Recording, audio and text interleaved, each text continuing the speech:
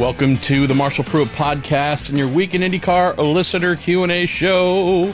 We're recording this on Monday, March 18th, and it is going to be a short week. Just got back from, a week and a half, 11, 12 days, whatever it was, in Florida for St. Petersburg IndyCar, and then Sebring, IMSA. Oh boy, you talk about if you ever wanted an excuse, you ever curious, should I watch that IMSA endurance racing? Wow. I hope you saw some of Sebring, if not all of Sebring, because it was ridiculous in how good it was from start to finish. So, yeah. And so home for a couple days, busy couple of days with a lot of appointments for my amazing wife, Chabrel. We'll be back in the city again. More tests and all kinds of stuff in our ongoing fight against breast cancer. And so, yeah, busy little home jaunt, 3 weekends of racing in a row. Do we call this weekend a race? I guess. I mean, there's no points available, but they are going to give the winners some money. So, yeah, I guess it's a race, even if it doesn't count towards the championship. But, yeah. Busy time, but appreciate y'all, the time you've taken to send in a heck of a bunch of questions assembled by our dear friend Jerry Sudduth. Going to try to get through as many of the, call it new and more timely questions as possible. Asked Jerry to take the others. Many of them were resubmissions. I asked you to send in last week if I didn't get to them. And some other more evergreen questions, and said, hey, could you do me a favor and stack those all towards the end? I don't think I'm going to get through all of them today, but let me at least try and get through the more newsy items that you sent in, and then I'll try and circle back probably Wednesday. Well, I'm leaving Thursday, but either a Wednesday when we get back from the city again, or maybe Thursday morning before I fly, and probably do a part 2 podcast for you. Working on a heck of a bunch of stories as well. Don't know if we're going to have time to get new questions on any of those, but busy stretch. Looking forward to closing out this 3 race weekends in a row routine. Going to try and dial back just a little bit after that. It's not an excuse. I have the best job in the world, but yeah, it has been an insanely busy start to the year. I don't even know how April's almost here, but it is. So, going to take a quick breath. Going to say a big thank you to those who make the show possible. Then we're going to get right back here in a moment and get rolling with your questions. Time to say a big thank you to our show partners on the Marshall Pruitt Podcast, starting with Pfaff Technologies, build-to-print composites manufacturing company. They're specializing in medium to large-scale automotive, motorsports, and military applications. Visit PfaffTechnologies.com. It's Pfaff Technologies.com to learn more about their services and how they can benefit your business. Next, it's the Justice Brothers, makers of premium additives, lubricants, and cleaners, been servicing the automotive and motorsports industries for more than 85 years, with victories in all of the biggest North American motor races, including the Indianapolis 500, the 24 Hours of Daytona. The Justice Brothers products are truly race-proven. Learn about their vast history and range of offerings at justicebrothers.com. If you're fond of awesome motor racing collectibles, including Pfaff Motorsports McLaren gear and goodies, pay a visit to torontomotorsports.com. And finally, we have a new online merchandise home for the podcast, thepruittstore.com, for all the show stickers, models, racing memorabilia I'm trying to sell and put towards our fund to buy a house is now live and rocking. thepruittstore.com. Alrighty, let's get rolling again here, and if we do get through your newsy questions quickly enough, we might get into some of the ones after that. Where do we start? We are going to start with Steve Grinstead. How you doing, Steve? Says, Marshall, how competitive will this non-points cash-only race really be? Could you see some teams decide to spare the miles on the engines and crash damage and let Penske and Ganassi battle it out? Also says very kind best wishes to you, Chabrel, and your cats. So did a fair amount of inquiring about this over the last couple of days, last weekend in Sebring, knowing that there were a number of IndyCar drivers there. Spent a decent amount of time on the phone today with drivers as well.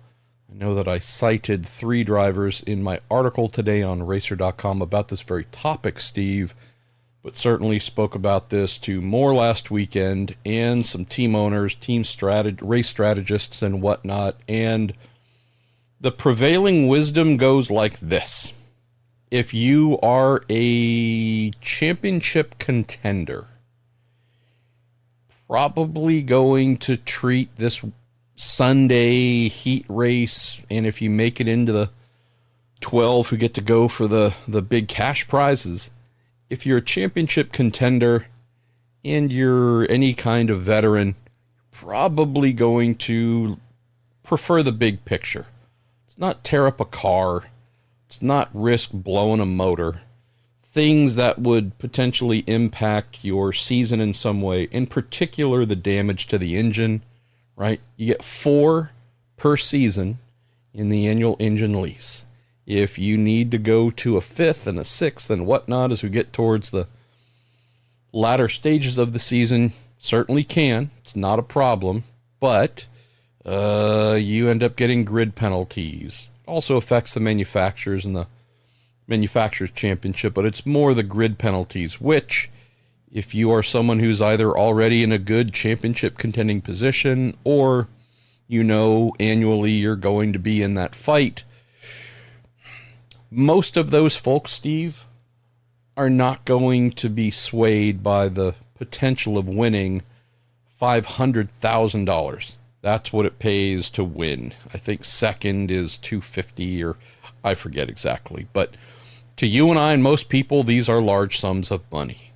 To more than half of the IndyCar field, of which there are champions, routine race winners, those who drive for big teams, have been getting paid a lot of money for a long time.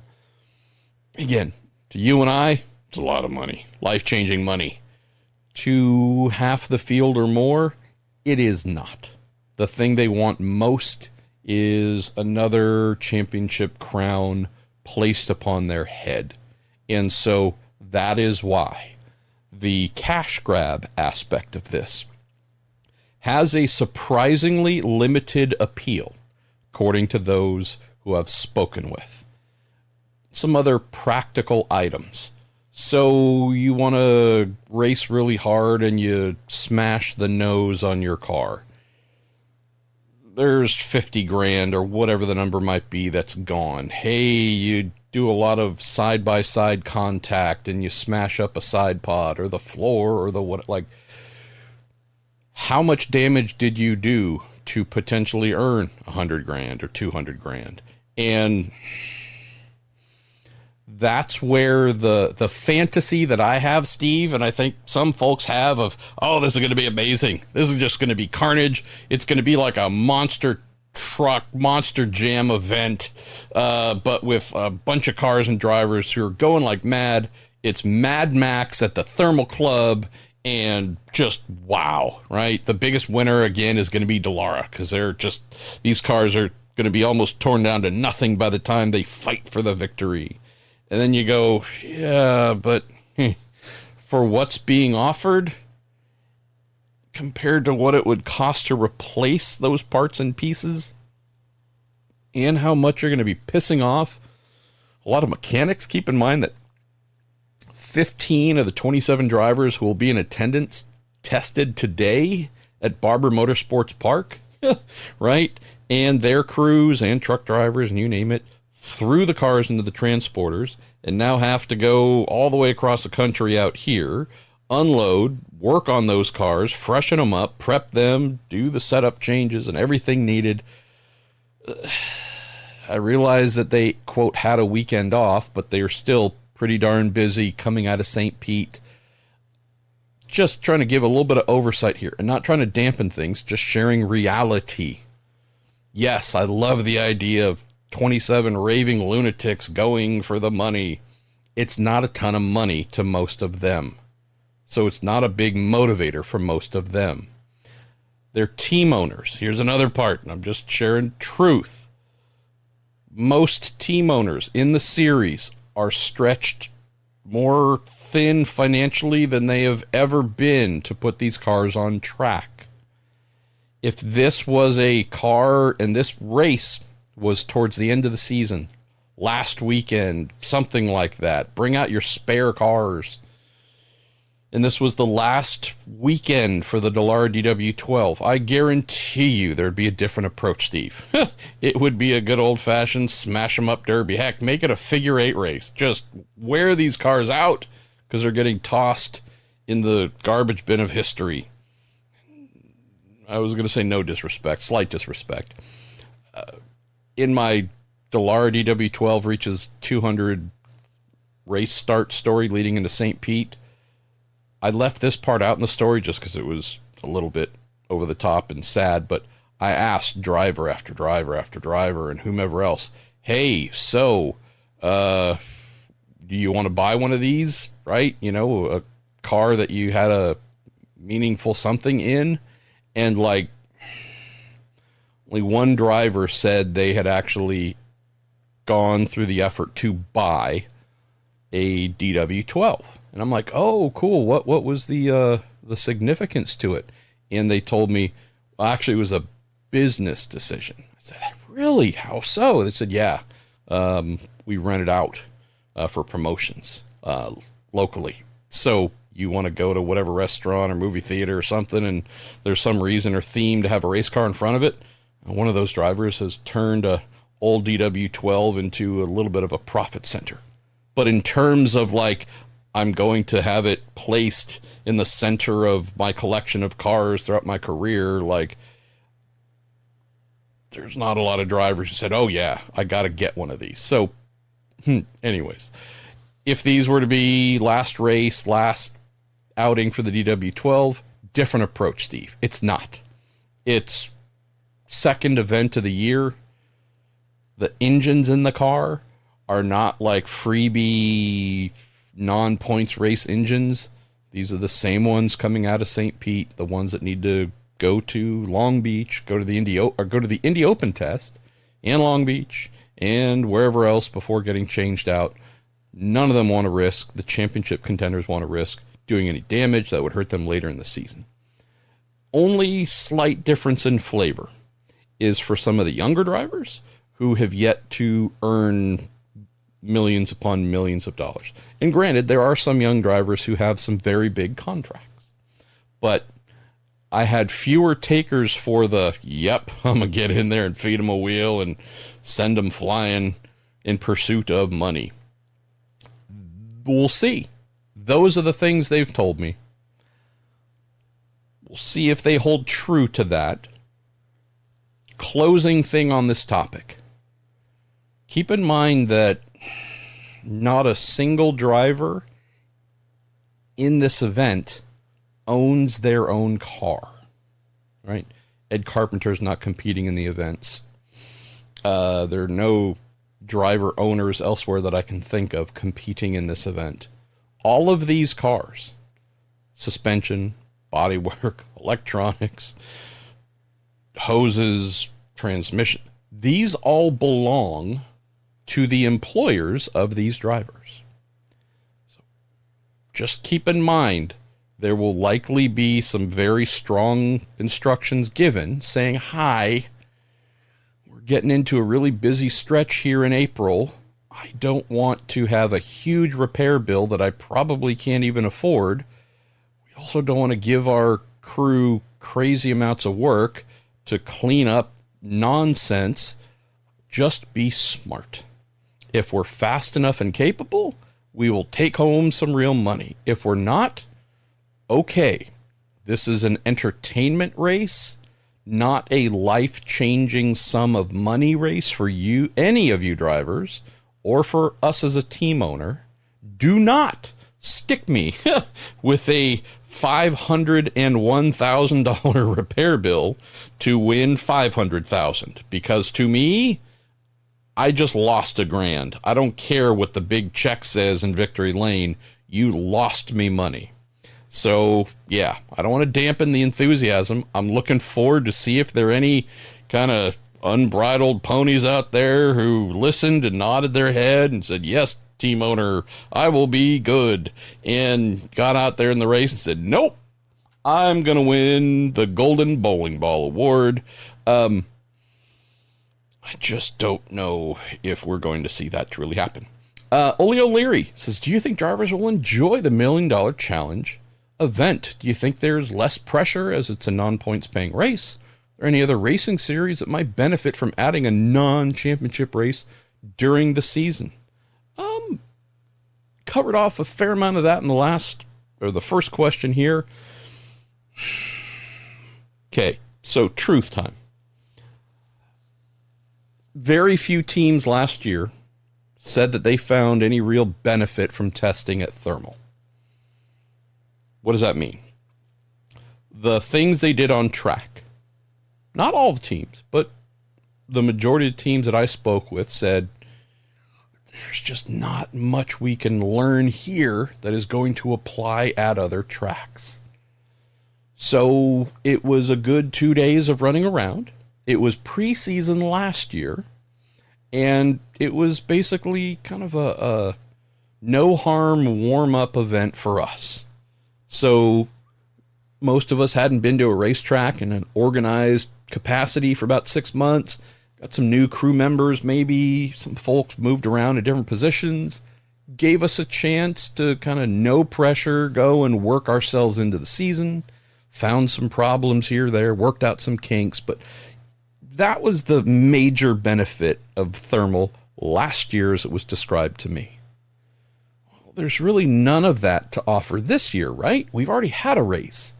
Teams had 2 days at Sebring before that. Some had been at Homestead before, all had been at Homestead before that.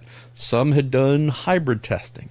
It's not like there was a crazy amount of track time before the season started, but by the time they showed up to St. Pete, right, they had already been in the groove a little bit. Here we have going back to thermal, where they're already in a groove, so there's no warm-up element to anything.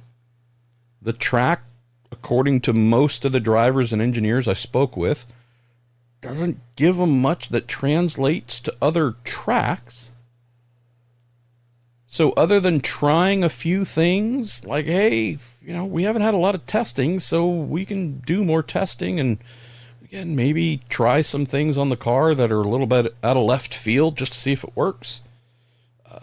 Operationally, we get a little bit more experience working together. This is a bit of we're giving you something to do, so we don't have 6 weeks between St. Petersburg and Long Beach. And we give our fans a little something, but it doesn't really fit as a viable event in and of itself. There's no preseason warm-up aspect to it. There's no major transference of setup information from this track to be used at another, where you go, aha, we went to the Indy Road Course, and it's flat-ish as well, and we're able to remember that thing we did at thermal. Yeah, let's try it here, and boom, we're way faster. They tried that last year, and again, didn't really translate so much. So the test in and of itself, no major value to that portion Friday and Saturday. The Sunday heat races, and then the $1 million, $500,000 challenge. It's basically a made-for-TV calendar filler. So I'm doing my best to not turn you away from this or lead to a dispirited view. Earmuffs moment. If you don't want to hear this, I'm going to tell you the truth. There's nobody that I've spoken to, and I've asked drivers, old, young, in between, team owners, managers, strategists, often prefaced with, hey, I don't want to poop on the event. What do you think? What are you hoping for? They all say, I hope it goes well. I hope it's awesome. I really want it to succeed. which is great because that's what people who love IndyCar do. But since we're also trying to keep things real with one another, I have not had a single person, driver, team owner, you name it, tell me, I can't wait. It's going to be awesome. It's more of, this is the thing they asked us to go do, so we're going to go do it. But nobody is enthused to race for no points. Nobody. If it was a $5 million challenge, $10 million or more, I'm guessing that opinion would change. But since that's not what there is, this is very much of a, let's go there and do it, put on a show, hope that it's a good rating, hope that it keeps some energy, even though we've got a month afterwards until we are on track competing again.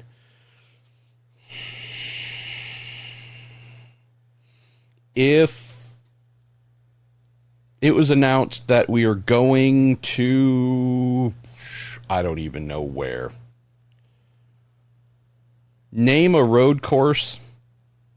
If we're going to Sonoma this weekend, and it's a points-paying event, and there's no prize money at all, I can guarantee you every driver, almost every driver, would say, sign me up, let's go.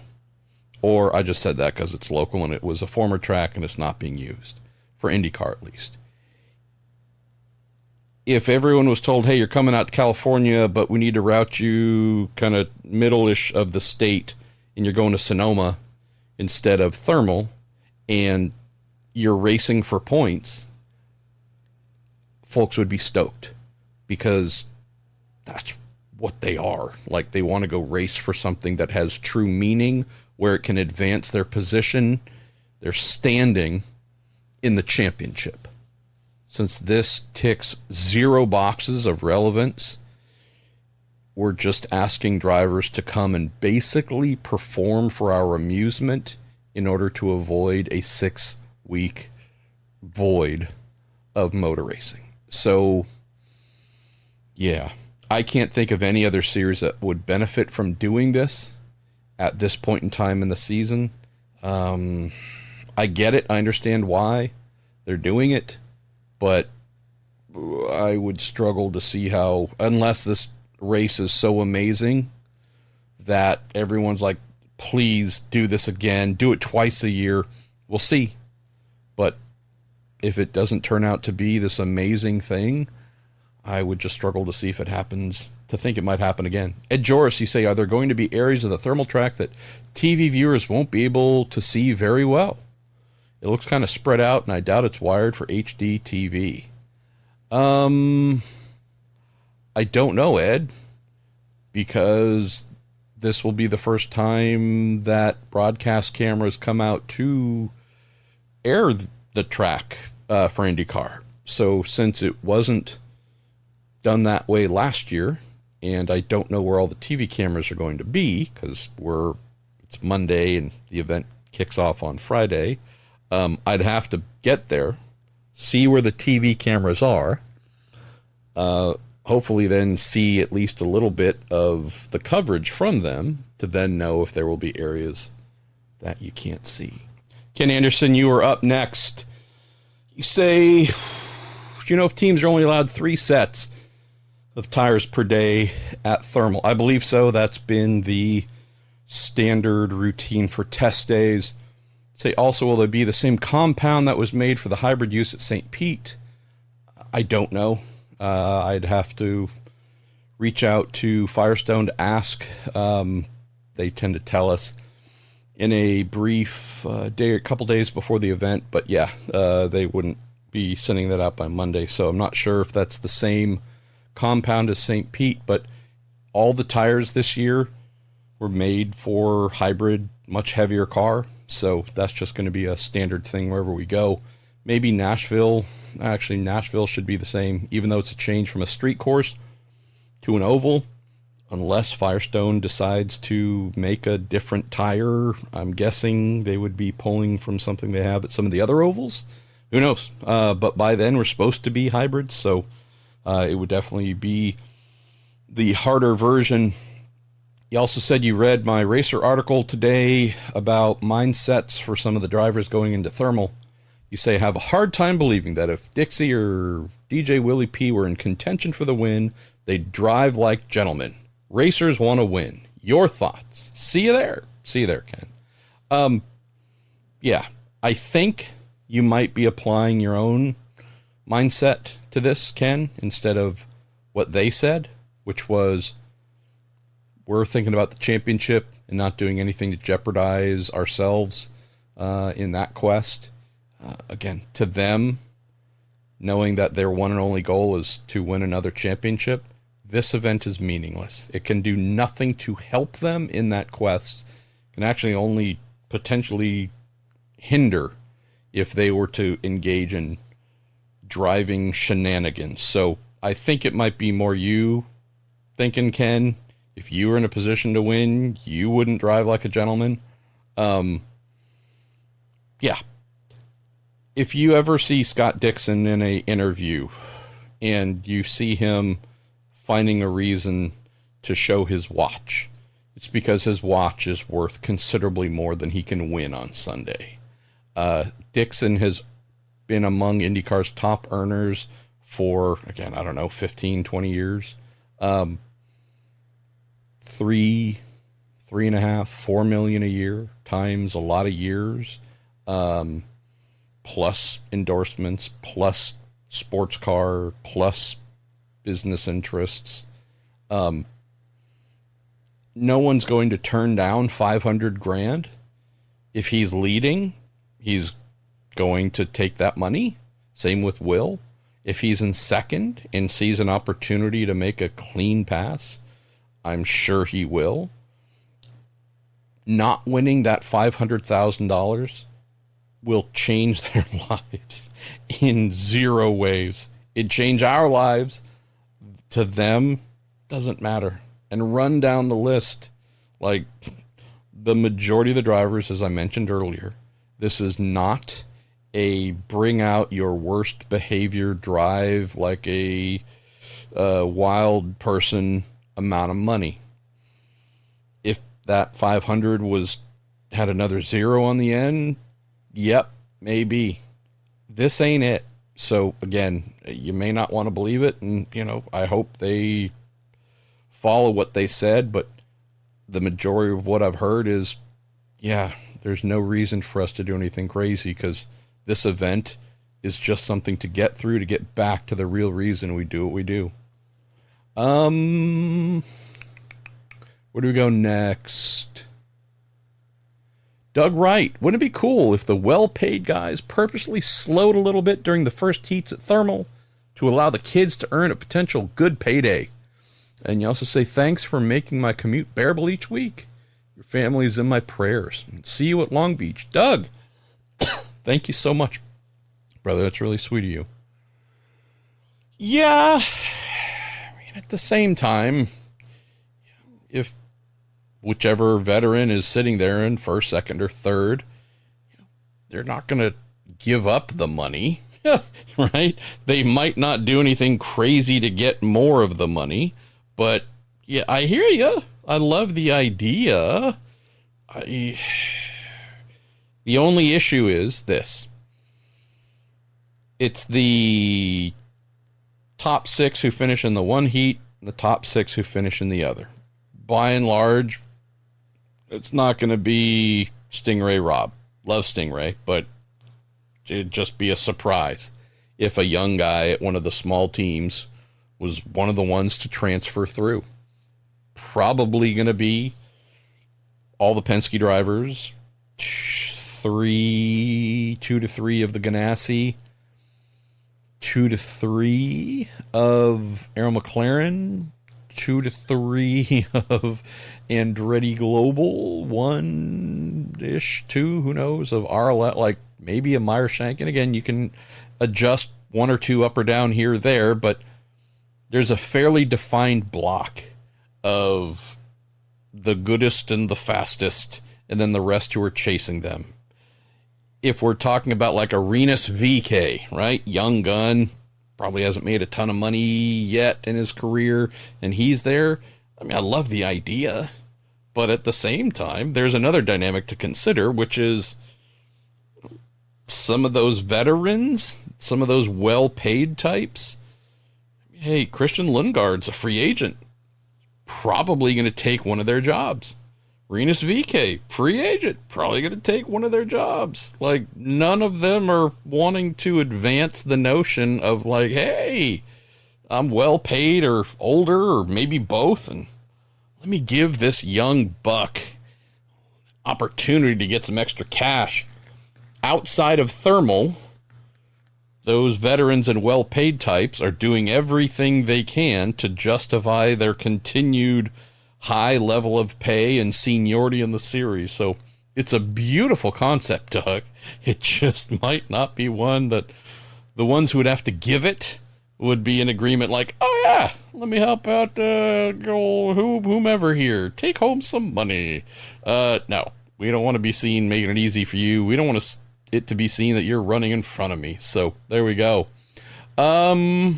Hey, new questionnaire, I think, at Tinkle_B Hummel. I'm not even going to ask. Marshall, with Lee Diffie moving to NASCAR coverage, does this confirm IndyCar will be off NBC in 2025? That'd be a really weird way to confirm that, wouldn't it? No, it does not confirm that. Or will someone from the pits be promoted to the booth with a new NBC TV deal? I don't have answers. Waiting on a call back from NBC Sports Communication Department. Texted with the fine person I know there. Left a voicemail, texted afterwards. Busy with some family stuff, so that obviously took precedent. But I don't have big picture answers yet. I can tell you from the asking around that I did, nothing has been signed by IndyCar with any broadcaster, whether it's an extension with the incumbent with NBC or Fox or whomever, or a streamer. I feel confident in saying that nothing has been signed. Lee, I would say, is one of NBC Sports' great utility knives. He is someone who, okay, we want you to go do St. Petersburg IndyCar to open the season. Then you're going to Sebring Sports Cars to do that huge race. We need you to go do track and field, whether it's regular track and field events, or we're doing the Olympics, right? Lee is someone they rely on for the Olympics. I seem to recall, I forget the year, apologize, but I think 2016, 17, 18, something like that, somewhere in there, Lee did at least one NASCAR race.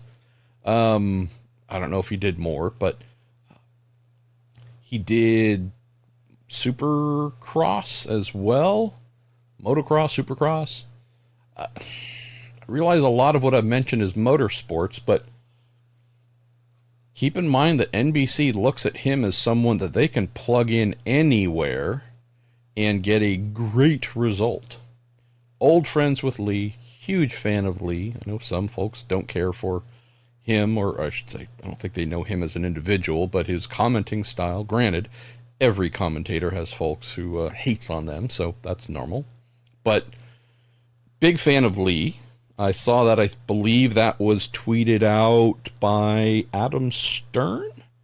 And if Adam tweets something out that is, quote, breaking or whatever, I take it to be fact. I'm not saying that I've gone back and tried to verify everything he's said on Twitter and confirm the accuracy of every single thing. That would be insane. I have other things to do. I don't get paid to do that, believe it or not, but sharing that when I see something from Adam shared or whatever else, I'm like, yeah, he seems to be somebody, I don't know him, but seems to be somebody who is trusted through some in IndyCar, some in NASCAR, assume here on the broadcast side as well. So like myself, like others, we all have our trusted sources, those who are kind enough to place their trust in us. and would say the same for sure about Adam. And so, having seen that, didn't question it. I'll admit, I think I only saw the tweet. I don't recall. I don't know if there was a link to more. Again, just last week or so has been a blur. I think this happened in and around or before Sebring. Don't question it. I wouldn't say that this is an indicator anything is happening in terms of divorce between IndyCar and whatever. And I don't even know how many races this would be. Again, this is just my apologies here. If Adam explained all of that, then my fault for not capturing all of it. But I don't know if it is the last 3 races, 10, 15, 20. I don't know.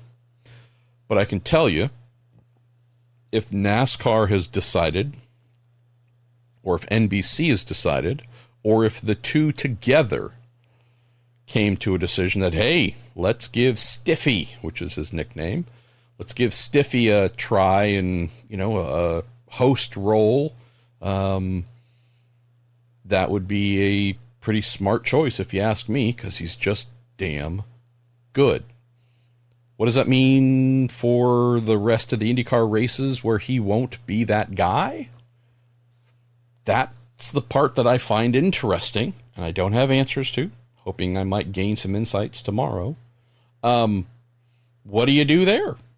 I believe Kevin Lee has been used at some events where Lee was busy doing whatever it was in the past. And I believe Kevin Lee has been used as a lead. Hinch ready to lead? I think so. Is he someone they could lean on? I know a lot of what Marty Snyder does is pit lane based. He's always struck me as someone who had the polish to lead the booth if need be. I know that once NBC takes over NASCAR coverage, when is that, like when is that, June? I think, whenever it is, I apologize. But whenever Fox hands over to NBC, if I remember correctly, Marty ends up being over there for the majority of that time. So maybe we see less of him, but there are some other super good folks out there who are crazy capable of leading the booth. Brian Till is one of them for sure. I mean, let's just give love to old friend and colleague Bob Varsha. Hey, the kind of dean of broadcasting and motor racing right there. Seems like someone who certainly could be a wise choice. I don't know, right? They've been fortunate in having Lee for a long time to where, has a natural successor been developed? If Lee were, again, to get moved to another series, or if he were to go to another broadcaster, whatever it is there an obvious number 2? I could be failing to remember someone else who's like, oh yeah, super hosty host. But yeah, interesting where this might go and what it would mean to IndyCar for however many remaining races. But yeah, coming back, Kevin Lee stands out as someone who's done that. Hinch, I think, could be an amazing host, as well as also a really sharp color analyst. So yeah, can't wait to find out. Let me see where we're at on the good old clock. Hey, we got some time. Why don't we get into some of your evergreen questions? And yeah, we'll see how far we go. Let me see how much more. All right. Why don't we give this about 15-ish to 20 more minutes? So, all right, we're going to go with Mike DiCardo. How you doing, Mike? You say, with the captain being openly antagonistic to you in the recent past, does that impact the information you get from IMS and Penske Entertainment? You say, how much does this impact the information to do your job?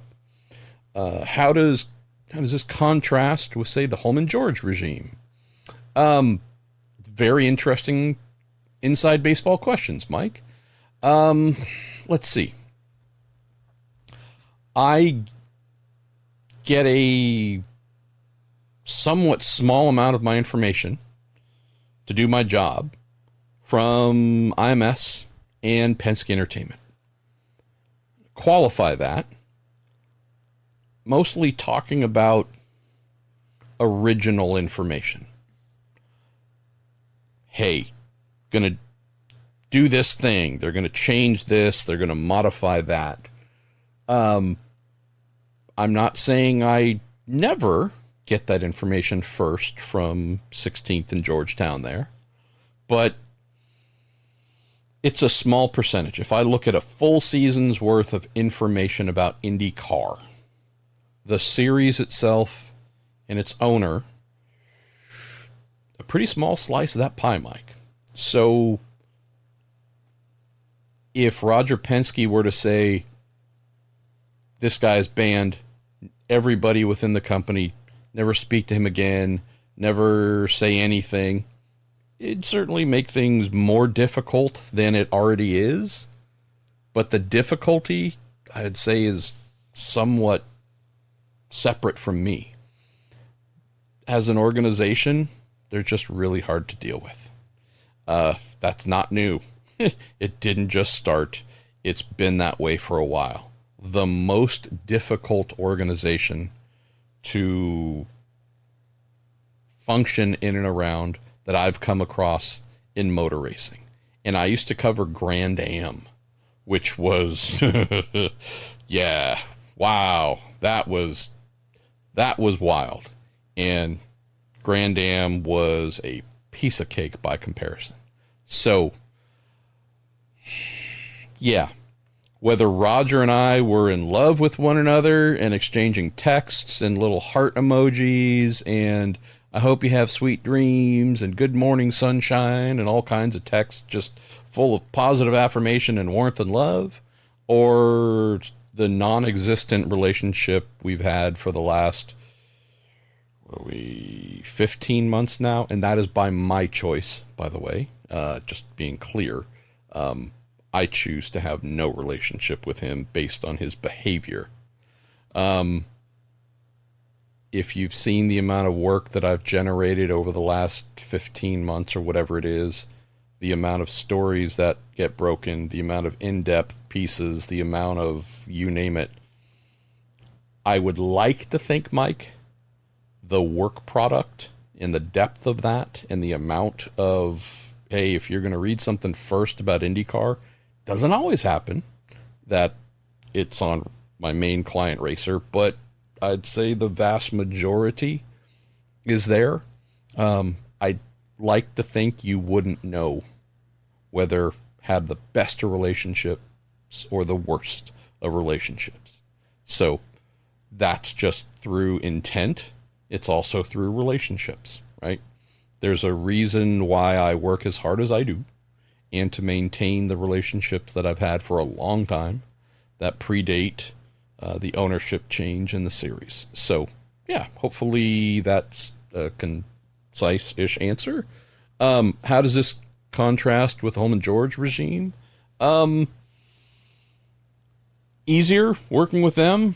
Not always, but for the most part. Here's what I would say is the main difference in why it was easier working with them. They respected the role of media.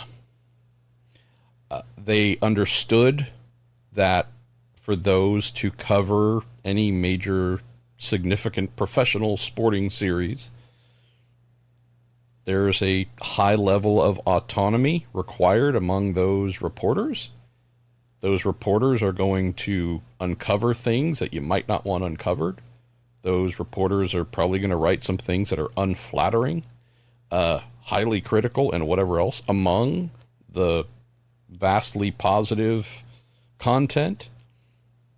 Not saying anyone ever loves reading a critical thing about them, but there was at least a much deeper respect and understanding because they'd been around for a long time and done this for a long time, that, hey, that's part of the game.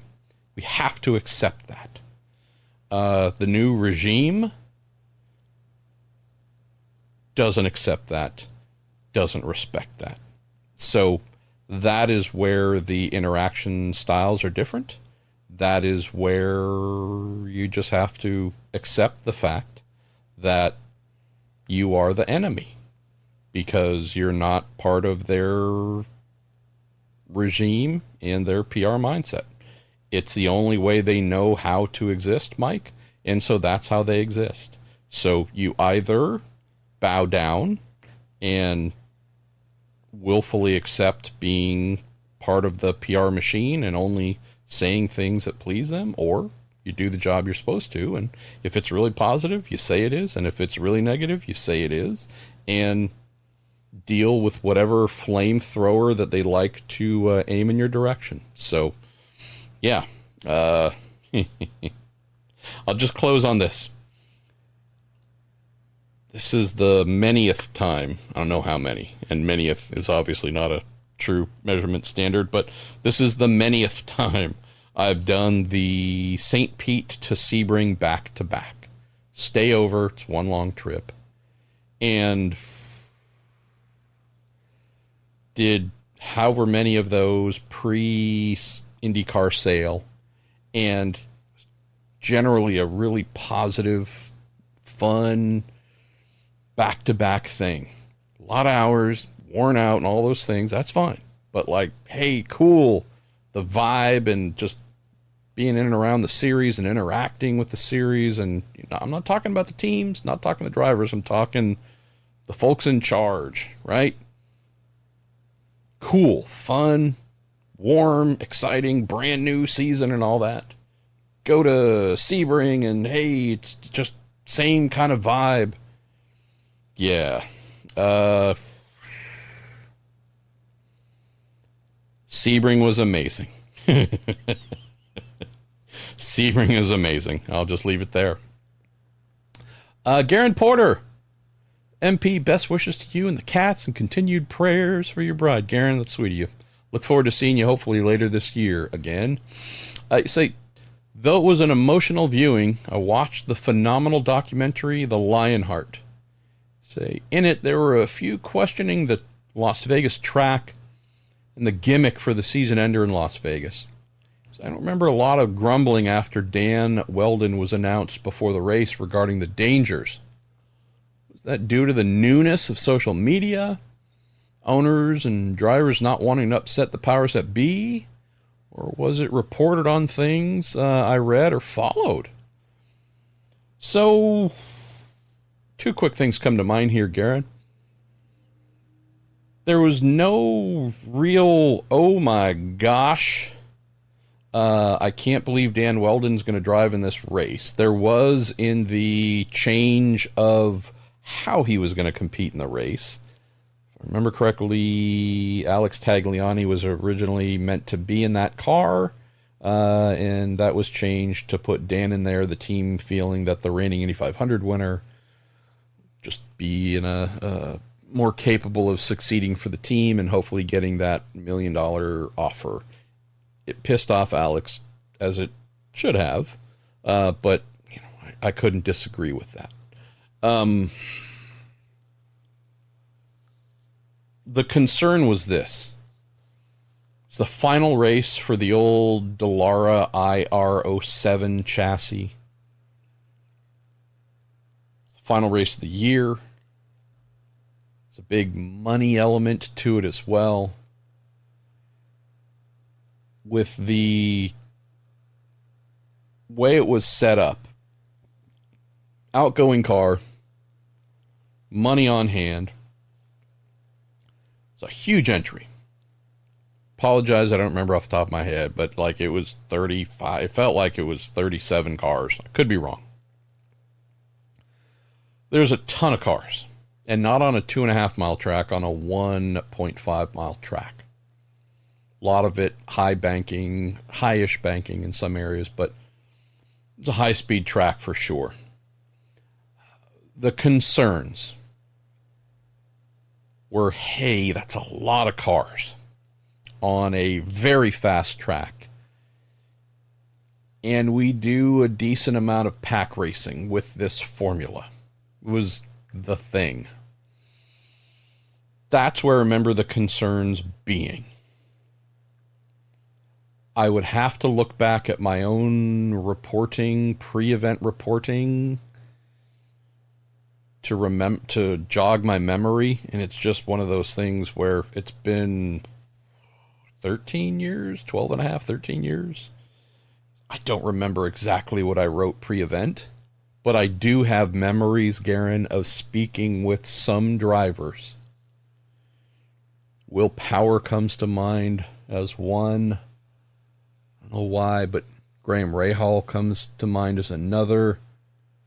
Might have been Townsend Bell in there. I know I interviewed Dan before the event, where he and I and others were meant to go straight from Las Vegas down to Australia to Surfers Paradise for the Gold Coast 600 Australian Supercars race. And just remember there being we do decent amount of pack racing with whatever number of cars, 25, 27 on ovals. This is a lot of extra. And I don't remember if this part was written about by me at least, but I know I've had the thought since then. Some of the extra drivers included there, I don't know if all of them would pass muster if we had to do it again. But there was a bit of a gold rush mindset. Hey, it's a big farewell. These cars are truly going into the trash bin of history when we're done. Decent amount of money. It's a big promo. It's Las Vegas. IndyCar is really trying to put on a big show. This was one of, if not Randy Bernard's biggest thing up to that point. Remember, he had a dinner there. I don't remember what night, Thursday night, Friday night at some casino, and invited the media and showed up, and the late, great Los Angeles Dodgers coach Tommy Lasorda was there, and it was just like, okay, like, it's cool. As a kid who grew up loving baseball and playing it, like, whoa, he's the head coach of the Dodgers. I don't know what he's doing here, but that's cool. He's a friend of Randy. Randy's friends of everybody. But I think you're onto something here from a similar thing with thermal, and maybe this is a little bit of a callback or closing the loop a little bit as we get towards the end of the episode here. Again, because I'm not going to BS you, nobody within the paddock is the least bit interested to go to thermal. But they will tell you otherwise when they get asked the questions by media, either prior or when we get there this weekend, and right in front of the cameras, in front of the recorders and whatever else. The vast majority are going to give you, hey, yeah, hope it works. Can't wait to find out. Let's see what happens. And right, they're going to put a positive spin on it, despite not having that genuine feeling inside of them, because they love the series. They want folks to care about it. And so to the folks who probably aren't you, who are tuning in and again enjoy their motor racing but aren't like 24-hour-a-day IndyCar folks, these drivers are going to be saying things that paint a very rosy-ish picture, as they should. Good on them. Trying to help IndyCar grow. I think there was some of that for sure, Garen. Of, okay, I know I had drivers tell me, oh boy, this is probably going to be a little dicey. I hope folks kind of mind their head and don't get too wild here, because it's a lot of cars moving at a high rate of speed on a track that's not going to give us an opportunity to really stretch out much. I feel like I might have shared some of that in pre-event reporting, maybe even in-event reporting. But I also do think there was a bit of that protectionism. Hey, let's do it before we officially poop on it. Like, predicting how it's going to be does nothing unless, we're wanting to kill the vibe. But I think there was some of that for sure. I don't really recall thinking it was a gimmick. It was more of fun stuff added on top. But yeah, boy, it just ended up going wrong. Craig Hirish, how you doing, Craig? Says you talked a lot about the need to increase attendance at IndyCar races. For example, at your home track, Laguna Seca. Why not a joint IMSA and IndyCar race there? Wouldn't a joint weekend attract a bigger crowd than they each get now? It would for sure, Craig. No question. The reason they don't quickly is this. In both cases, Monterey County pays both series to be there. Stacking that up and potentially doing a big payout for one weekend, in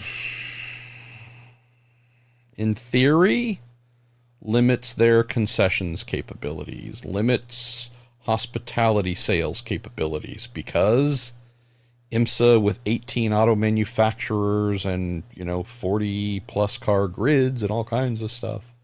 IndyCar with its 27 cars and whatever amount of hospitality needs. There's just not enough real estate on the track or within the facility to host and profit from sales of those suites to everybody that would want one. So another item as well is the track has had the ability to host IndyCar and IMSA back to back, and they really did not want to do that for fear of diluting one over the other. To your greater point, neither one is a total sellout by any stretch. But while there would be greater attendance if both were combined, the limitations on profiting from trying to recoup I don't know what the number is, 2.5 million combined to have them participate in a joint weekend, the track would be really limited in their ability to make that back. We would expect ticket sales to be, again, increased and help somewhat, but where they make pretty sizable profits is from hospitality rentals. Effectively, one series, if it was just IndyCar, would be in a pretty decent place if it had all of the hospitality spaces to themselves. That would mean, but IMSA has way more cars, teams, and manufacturers who would want such things. And that is a place where there's only so much temporary hospitality space available. That would be a real problem. And I'd say the biggest reason, Craig, why they would end up hemorrhaging money from this experiment. The last part is,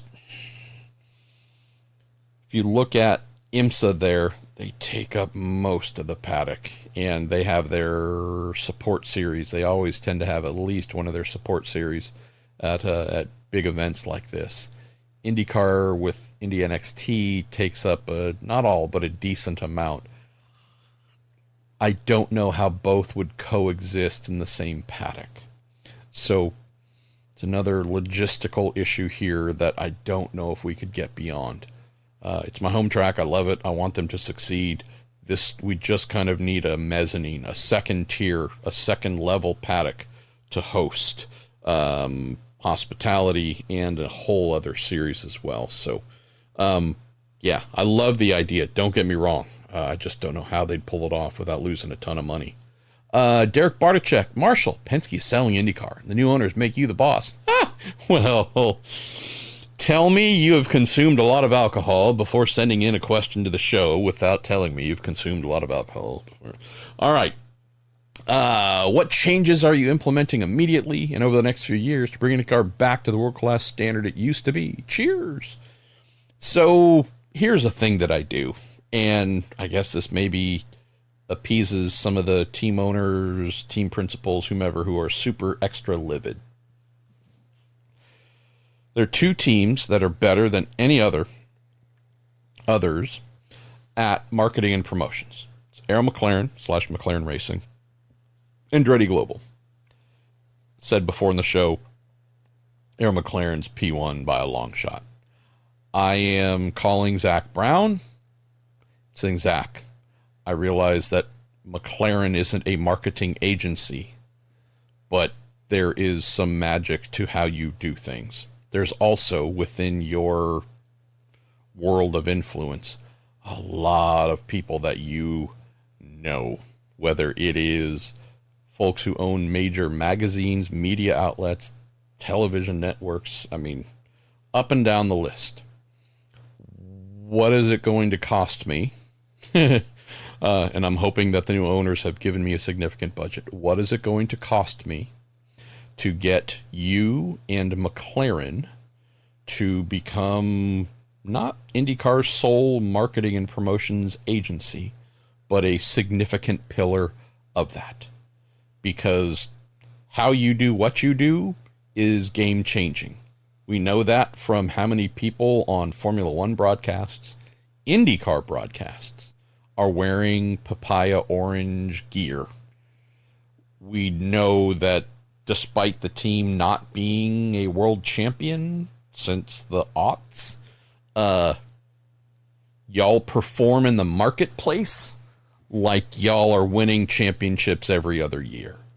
And it's not just because Lando's cute and Oscar's whatever.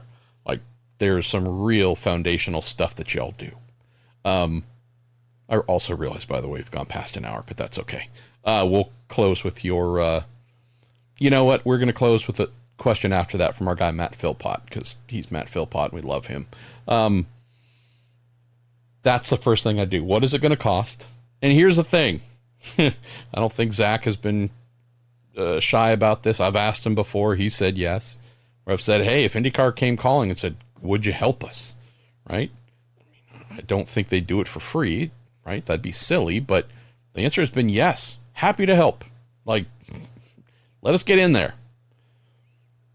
The who Zach knows and Zach having a real reason to help IndyCar would be game changing.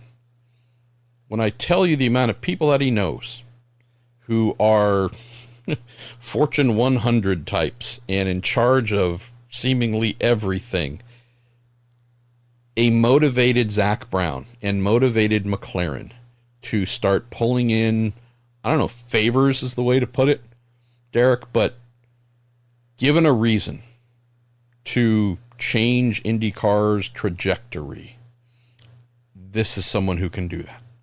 Michael Andretti and his team, they are excellent at the marketing and the promotions. This is something they can also do to help IndyCar. This is where I'm also looking to a Zach and a Michael to say, tell me about some of the experts you know to bring in more marketing and promotions talent, right?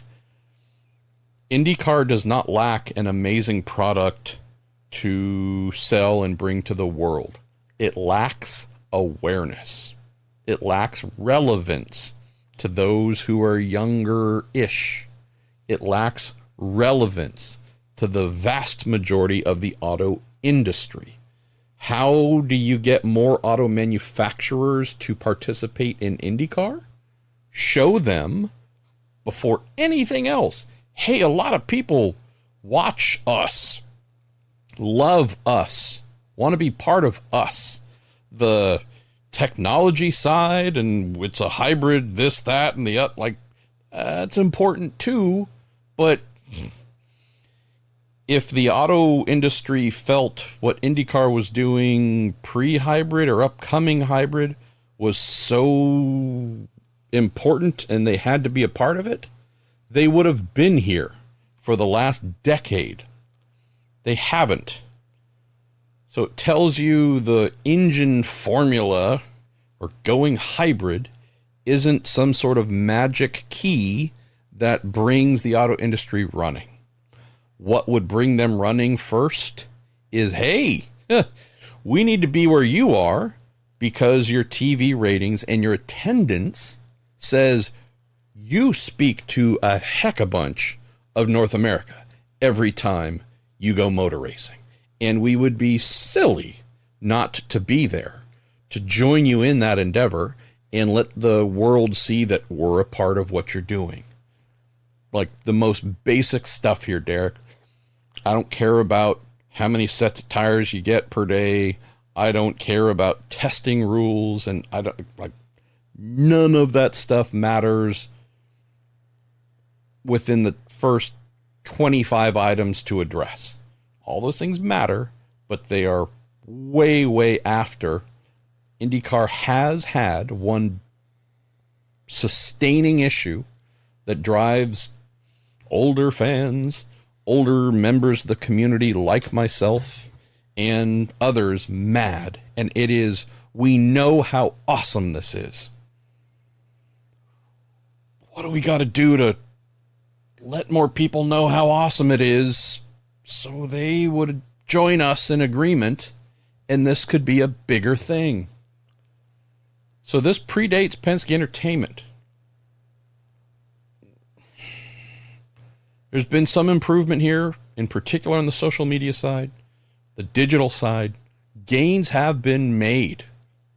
Significant gains since Penske Entertainment bought the series. Big overall gains to make it more popular, to make it younger, to backfill its really old primary demographic? No. Those gains have not been made. And so that's where the concerns come in about the job the current owner of the series is doing. But just, you gotta be fair. This predates Penske Entertainment. This was on Holman George's watch, and it's been happening for a long, long time. We had Danica Patrick in the series, the most popular race car driver in the country. Maybe next to, Dale Earnhardt Jr. at the time. And there were some decent eyeballs on the series, mid to late 2000s, but it wasn't game-changing numbers. Since Danica, Elio probably was the most famous. Certainly some good eyeballs, but nothing crazy. How many races of IndyCar were on the once upon a time OLN, Outdoor Life Network, which then became Versus, which then became NBC Sports Network. And then NBC Sports Network went away. And series has been all over the place. Been on ABC, been ESPN, been a blend of both TV networks. NBC gets hammered a lot. I can tell you as many as 14 of IndyCar's races have been on network. No other broadcaster has tried to do that in forever. But despite all of this, despite being tons of network races on NBC or wherever else, and money spent to market and promote through IndyCar's best ideas or recruiting some agencies, which IndyCar does now, the needle just is either not moving or barely moving. That's not said in any kind of happy way. It's the opposite. Again, I don't consider any of y'all to be part of this. We are the diehards. They got us. This is about, I want this to thrive and succeed long after I am no longer on the top side of this planet. That's where the incremental, hey, we had a 1% gain, we had a 2% gain. You go, great. At this rate, in the year 4000, we might be back to halfway where we were when CART was at its peak. But so, just to close here, Derek, there are other things you could do, of course. Car, right? Something that's crazy, futuristic, better looking, all that stuff's great. But I think most of us would agree the product we have is phenomenal. It's like a great band with an amazing, amazing sound. and you go, wow, I'm confident if more people heard this, they would love it. Maybe it's a delusion. I don't know. Maybe it's a delusion, but that's the heart of what I come back to. We're going to close the show with our friend Matt Philpott. Says, Marshall, St. Pete, did you see or hear any effort by the series to begin building excitement for the forthcoming hybrid packages? Since there's no visual aspect to the change for fans to notice, I think it will be important for IndyCar to take a proactive approach to build excitement. No, I did not. Not at St. Pete. I wouldn't expect that to happen until probably month of May, right? That's when the most people are paying attention to IndyCar each year. So if I were IndyCar, that is where I would start this initiative. I can tell you if the timing was right, which I don't know, maybe I need to start cooking some of these up and rolling them out. I can think of, I probably have 6 hybrid stories partially written, or at least themes, headlines written. I could probably bump that up to a dozen total here without a lot of effort, and could probably start swimming into some of the minutia, Matt, to get us to 20 stories between now and going live in July. Probably do more, to be honest. I never really suffer for ideas with stuff like that. Videos as well in here. I just don't know what this is yet, brother. I know we're going hybrid. I'm excited we're going to have some new technology.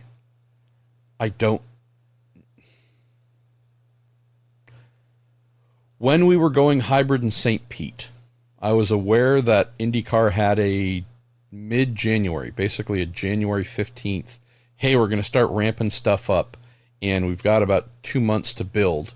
And so we know that that's what's meant to be the start date. If I had to wind things back, that would put us, if we're looking at Mid-Ohio, July, whatever that was, 7th, 8th, whenever it is coming up. If we wind that back, that would put us to early May, right? So I think that's the timing you'd look for.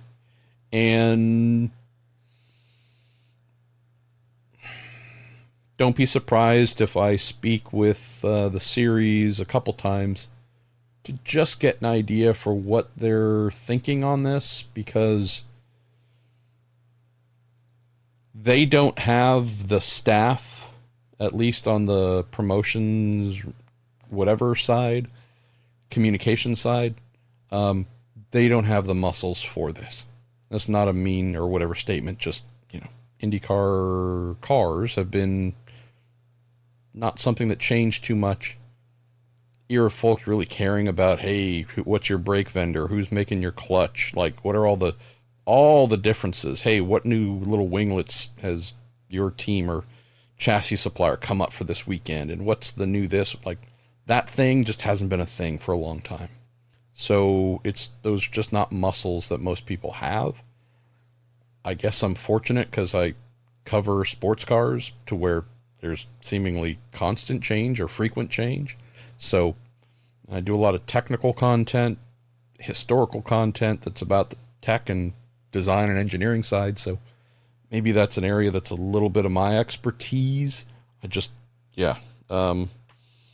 and find out what the series is thinking, and can tell you for sure that with my client Racer, we have often been kind of the de facto source for that info, knowing that if someone's going to write about this kind of stuff, probably best positioned to do it. So I guess that's what I mean. These are all thoughts occurring to me in real time. It's probably what I mean, Matt. I just need to check in with the series and see what they're thinking. And if they're wanting, I don't know if help is the word, but I have a deep affinity for the IndyCar operations side. Deep affinity for all the men and women who do the actual running of the series on the ground, administering it, guiding it, directing it, all the men and women, the operations trailer, under the tech trailer on pit lane, like race control. Yeah, so always happy to help them. They're the ones doing the real work. And so, yeah, I'll try and get a feel, and who knows, maybe some of the things that, tell you a lot of the things I've written have fallen into that category of, hey, how can this story get shared in a way that is easy for folks to digest? Oh, let's talk, come up with a way and do it. I'll see if that's something they still want to do. And if not, and if they want to try and do this all on their own, I'll give them a thumbs up and you do that, and I'll still do what I do, and who knows? See how it ends up. All right, we only have a couple of questions left from the ones above the red line of death, but there's some below that I like as well. So save the final survivors plus the ones that weren't meant to survive, but we'll dip into those here again, hopefully Wednesday or Thursday. Thank you for listening. I'm so glad that I told you how long I thought the episode would be and failed yet again. It's one of my personal joys. If you're a newer listener, just know, never take me at my word when I say, the episode might be an hour. It never is. Thanks to our partners at Pfaff Technologies, Justice Brothers, TorontoMotorsports.com. I'll speak to y'all here soon.